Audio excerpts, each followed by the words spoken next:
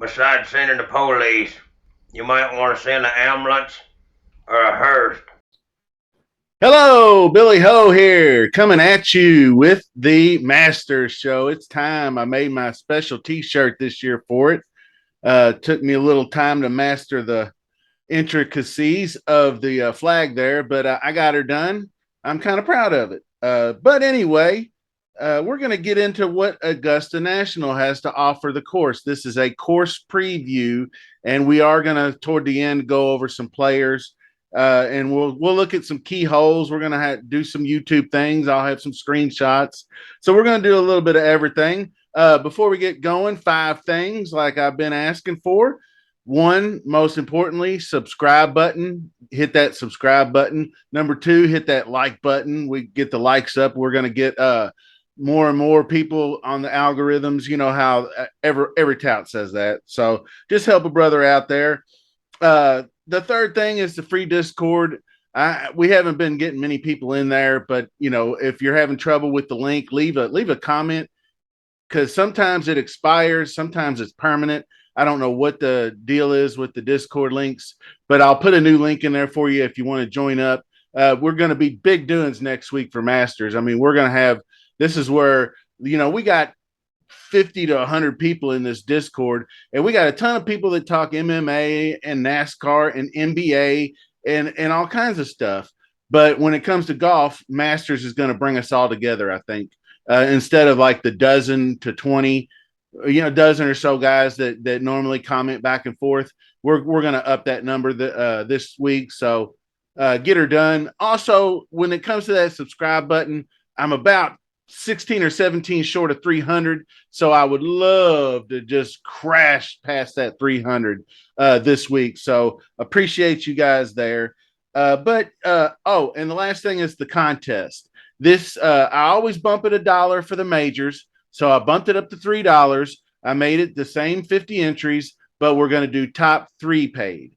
That way, it's going to balance out the the distribution a little bit, and it'll give that third place person a little extra cash in the pocket there. So this isn't all about winning the money. It's more about the bragging rights and prestige of it. So I thought if we're throwing in an extra dollar, and we're probably going to fill it this time, so why not pay an extra position?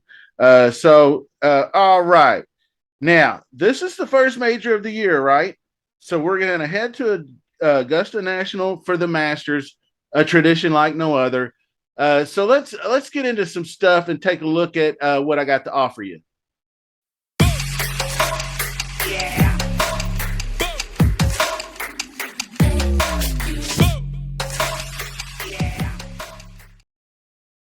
All right. Well, Augusta National is going to play at about 7,500 yards. It has had some changes. Par 72, ryegrass fairways mixed with some Bermuda overseed. The I'm flashing a few still photos across the screen as we go along through this preview, so you can see some of what Augusta is. Like hole number 5, you can see the daunting drive. The grass, you can see the grounds crew. They actually mow the grass in the opposite direction of the fairways to limit the run out on drives, to make it seem to play longer. Uh, Also, there's no rough to worry about pretty much. But there is plenty of trouble if you're spraying it off the tee. Around the greens, as you can see here, are mown down to give the players multiple options when chipping. The bent grass greens here run firm and fast. They are an extreme test. The undulations and breaks and speed required, you want to hit, they call them quadrants, and they're just different sections of the green where an experienced player will know where the break goes, and they will know the safest spot to put the ball on the green. They would rather have a 22-foot putt from position A than a 7 or 10 foot putt from position above the hole, because if you miss from above the hole, the ball's liable to run past and you're 3 putting. So you got to keep that in mind. This is the ultimate in course history. So you're going to want experienced players. So this is hole number 2, pink dogwood. The par fives are all gettable, and that's where you want to do your scoring. Holes 3, 9, and 14 are some scoreable par fours, obviously, but this is pink dogwood, and it's an easy birdie hole, and you can see the greens.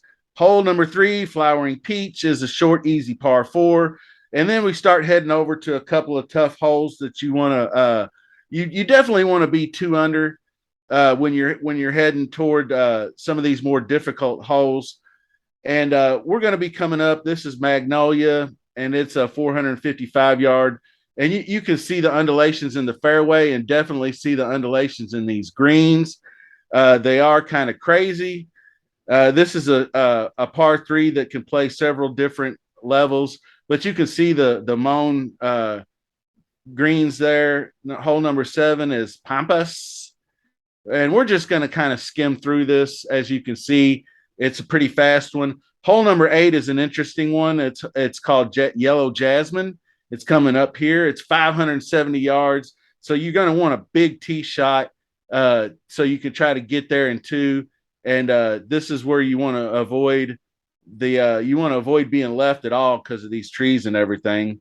But that's a good hold. Hole number 9, Carolina Cherry, typical Augusta par four, wide open fairways. So hit it out to the right as far as you want, and then you got a good look in. Hole number 10 is one of the where we start to get to these really difficult 495 yards, par five, or par four. I'm sorry, but it's a tough one. It plays about 500. This one, you see 505 yards, but I do believe this year it plays longer. 536 yards is what I had for white dogwood. And this hole is no joke. All kinds of trouble if you're long, everything going downhill. Of course, this is my favorite, Golden Bell. If you look in behind me, that picture is the backdrop of Golden Bell.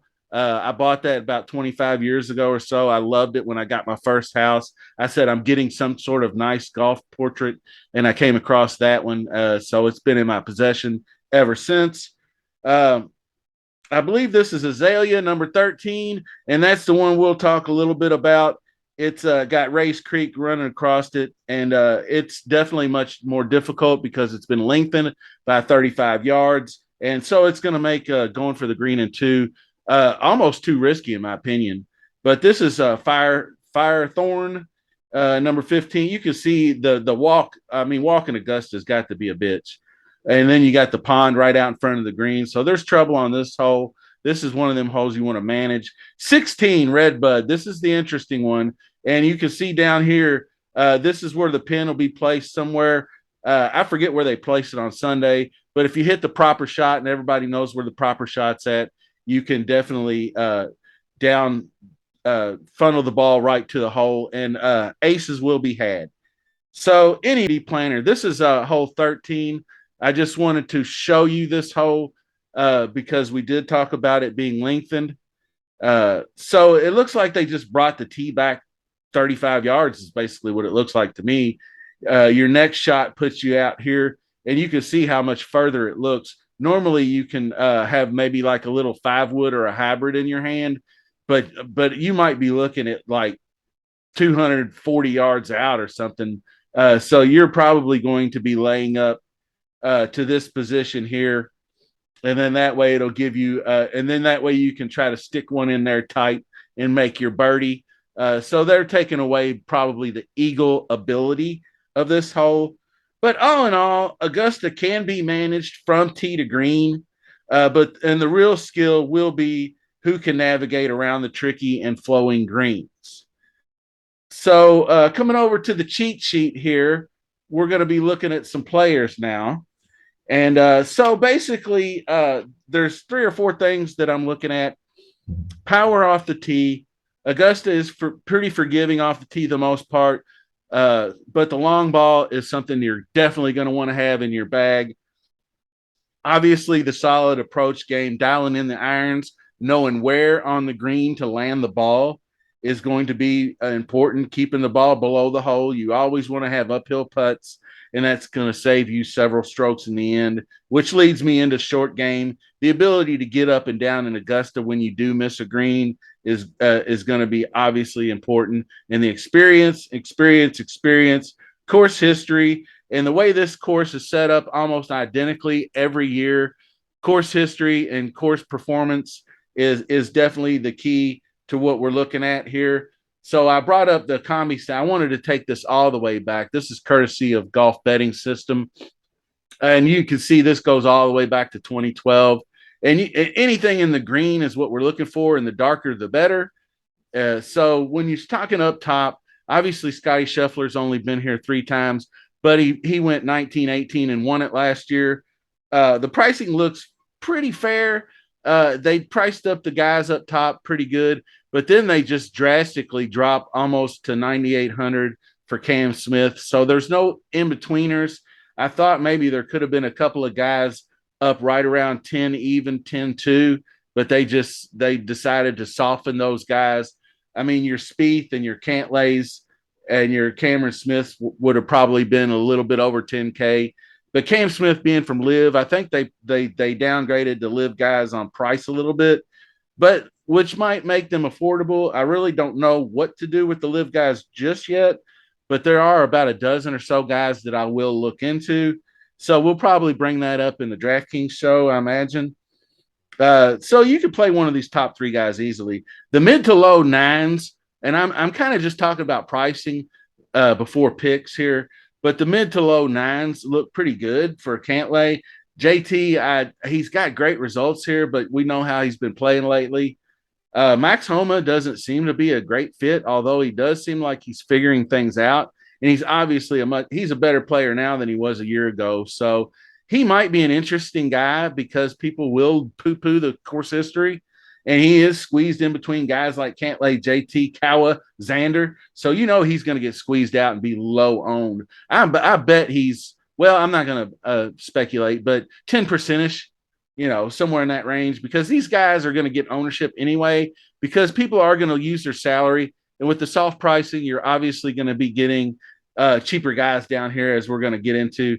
DJ, a fair price for him, 8,800. A guy that can, he's DG, I call him DGAF Johnson.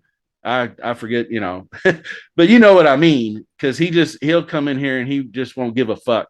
He'll just come in and dominate if he's ready. He's a guy that just can just jump in the trunk and pull his clubs out and beat the brakes off of anybody. He's a guy that to me, doesn't feel like he needs to be in any kind of real form, but he dominated pretty well on the Live Tour last year and doing pretty good this year. Now we're going to get into some interesting pricing where I think these guys are a little overpriced. Like Jason Day, if he hadn't had all these top good finishes here in the recent last 6 weeks, this dude would be $7,400, easily $7,400. But now that Jason Day's back, evidently, no pun intended, his back's okay. But he's got some good finishes, top tens and whatnot. But so does Dustin Johnson. So does Becky. There's a lot of people here. So 8,700. I'm going to be looking at ownership there. Cameron Young's the one. He missed the cut last year, and he's a guy that people just love. And I love him too. I think he's great. But I don't think he's ready for 8,600. I'm going to give him a pass, most likely. But I think he'll get a win this year, honestly. Hovland is another guy. I think he's in for more middling results. His recent form hasn't been all that great, but I think he'd probably be an all right play. But Decky, I don't know. He seems to be doing okay currently at Valero. Everybody expected a withdrawal, but he didn't do it. So it's really kind of difficult to tell where his neck's going to be at by next week. We don't really know if he could obviously have more crop up with more problems with it. So, but if he's going to be low owned in 8,400 is a value for Decky, I think. Getting down here, Burns and Willie Z. I will pivot to Sung J M on that one just off my first look. I think Matty Fitz might be interesting at 8K. We know he hasn't been playing well since he had a neck issue. So, but he might be coming around. I mean, just because he didn't get out of match play doesn't mean, that he's washed up or anything. He's got some pretty decent results, and at 8K you could do worse. I'll let ownership kind of dictate that. Shane Lowry is interesting. A third place finish last year at 7,900, and he's actually been playing some all right golf. He's not a match play guru. He doesn't make enough putts, and that's his problem.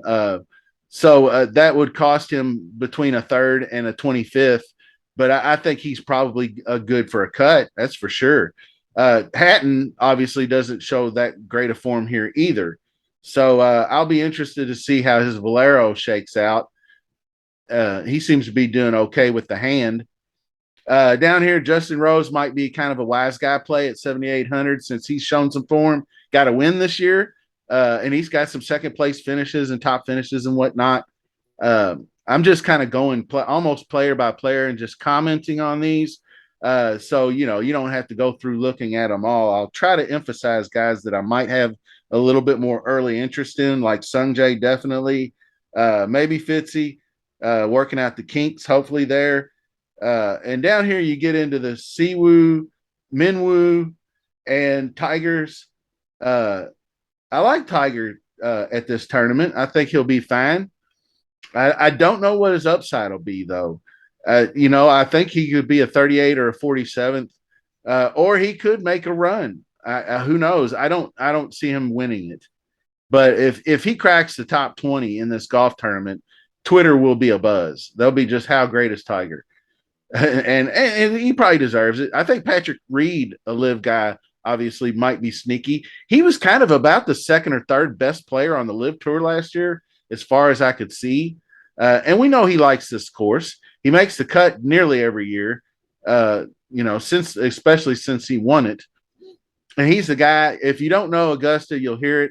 Right to left ball flight is important. That's why I feel left-handed golfers, Phil and Bubba, guys like that win here.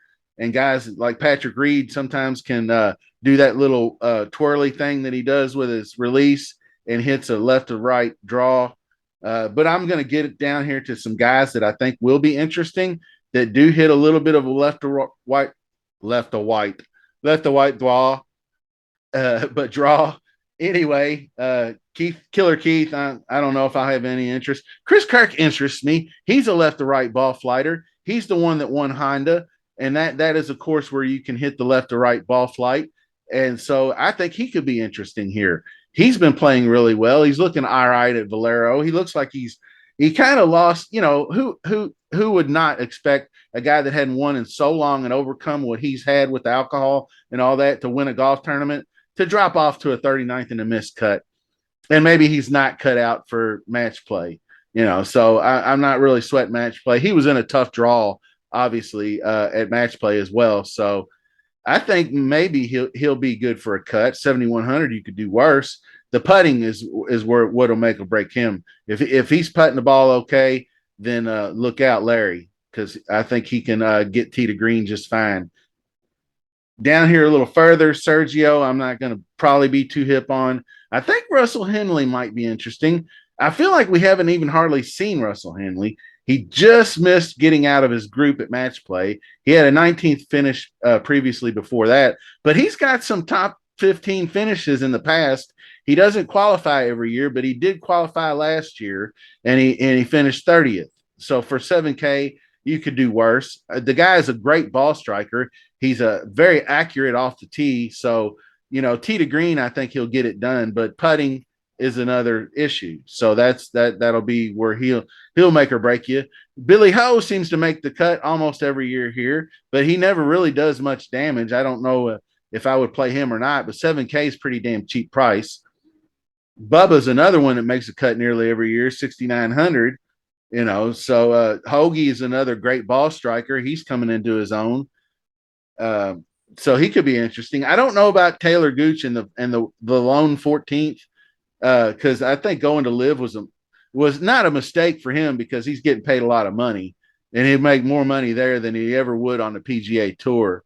But as far as developing in a PGA Tour mentality, I think that he's going to be, he's finishing 11th and 12th and 13th in the live tour with 50 guys. So I don't know about 14th.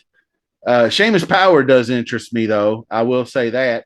I think he can improve on the 27th. His first time playing the golf tournament, so I'm willing to give him another roll at 6,800. And the guy can get a hot putter. He can score. That's what I like about him. And he's long enough off the tee nowadays that you don't have to worry about him being such a short knocker.